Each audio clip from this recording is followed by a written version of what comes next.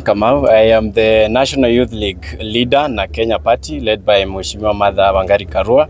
Now, I'm actually very glad that we are having this engagement with the young people of this county, and we'll be going across the country to make sure that there is proper representation of the youth in the coming elections, because we want them to go and vie for those seats. I'll comment with what you started with about the the two-third gender rule. I happen to have interacted with the CMD Kenya, and we went presenting on what we think is appropriate for the implementation of the two-third gender rule.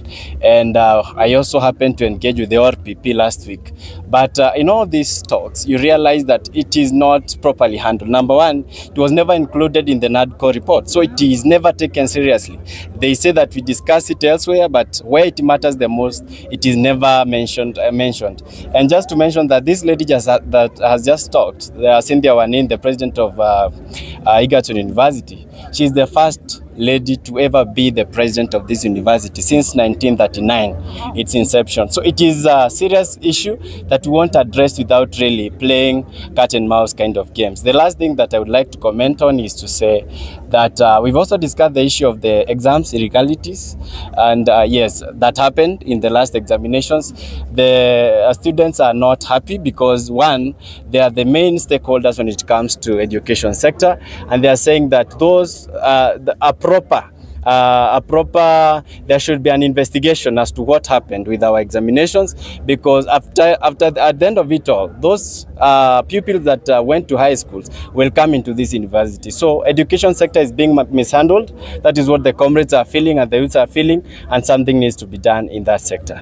And the last thing is that we say that Egerton University, we need a referral hospital in Egerton University, just as it is in Kenyatta University and other serious universities. We like to have a referral hospital in there, which will complement the PGH, because it is overwhelmed as it is. And we also want the technical, the Tvet, the Arvis, to be upgraded to a technical university, as they have said.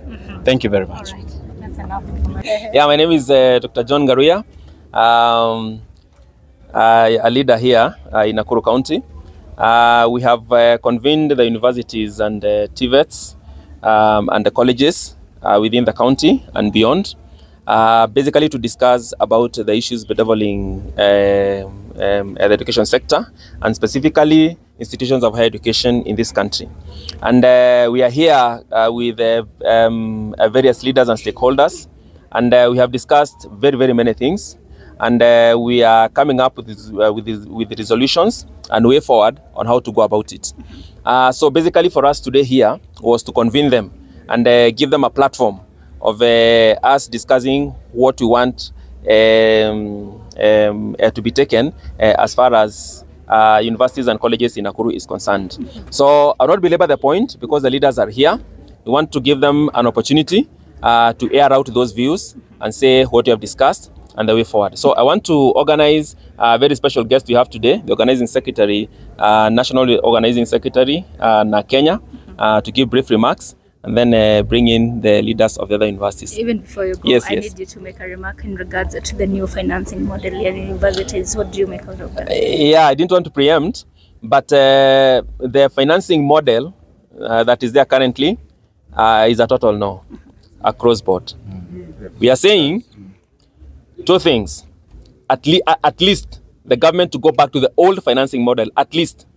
But our recommendation is free university and colleges education, because that is what the Constitution is saying, that education is a basic right that learners across the country, from kindergarten all the way to the university, it should be free. That is our stand.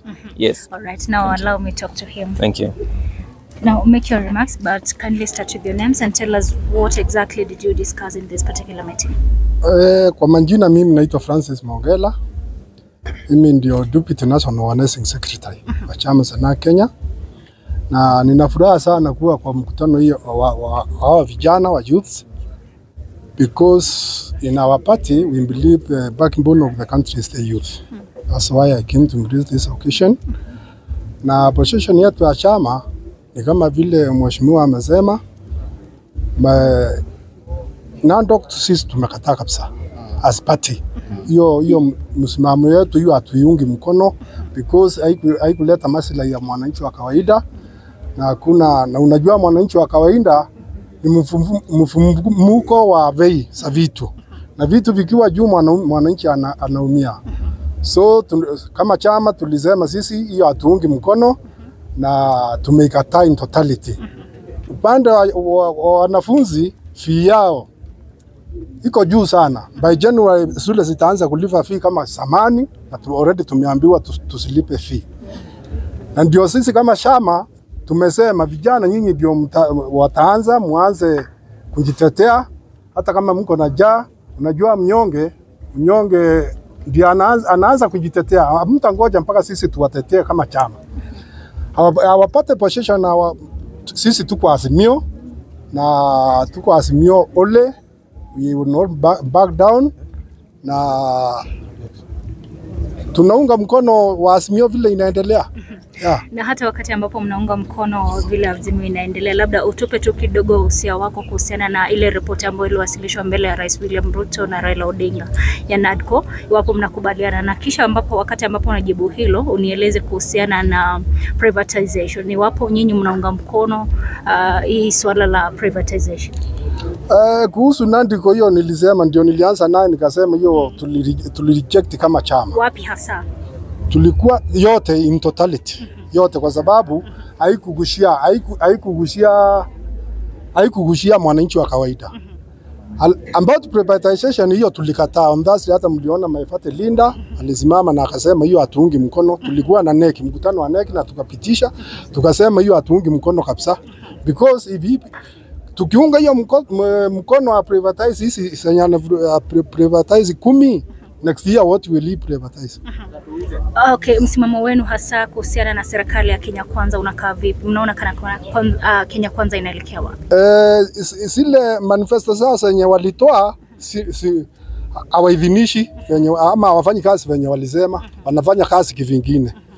Na ndio sisi kama chama, kama opposition, tunataka kuwashukuma ndio warundi kwa zile ahadi zao walitolea wa Kenya. Waanze kuimplement zile ahadi walitupea, ndio at least Kenya iende mahali. Vile tunaona hata kama wanasema they are reviving economy, hakuna kitu wata revive tukienda na hiyo njia yenye wanaenda, because hakuna venye wanafanya. It's like they served their manifesto. They are doing something new, very new, and every Kenyan can see that. Yes. All right. Next person.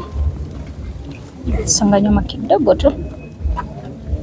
All right, start with your name. Tell us who you are. Yeah, before I start, my name is Machogo Caleb Magati.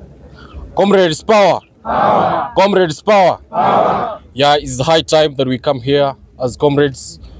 What we undergo and what we believe that will happen. Number one, I want to start from help side. We are comrades. It's like coming next year, the freshers, they may drop out of the school because of the help sector. Number two, the privatization sector, we say no to it. Number three, the security to comrades. Our comrades, like for example, the latest of the Kabarak University, our student died and the government is doing nothing to it. So we have come here as a leaders.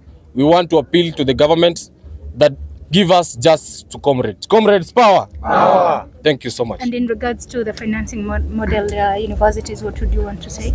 Yeah, for this, I say this. This university, our parents are suffering so much. Some of us come from papalism backgrounds where there is nothing. When they say the new method of the help, we just say no to it as the comrades. Yeah, because it's a burden to us and burdens to parents. Yeah. Then what is your appeal to the government? My appeal to the government for that help to produce the working jobs opportunities as working duty jobs opportunities.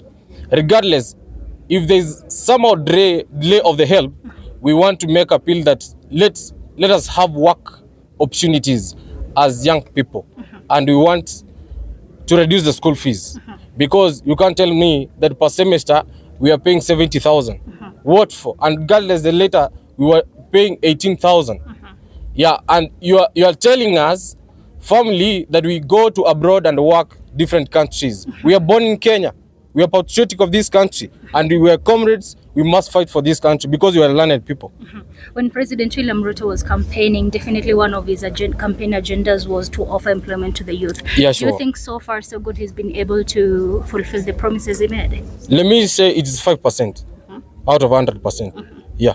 Okay. So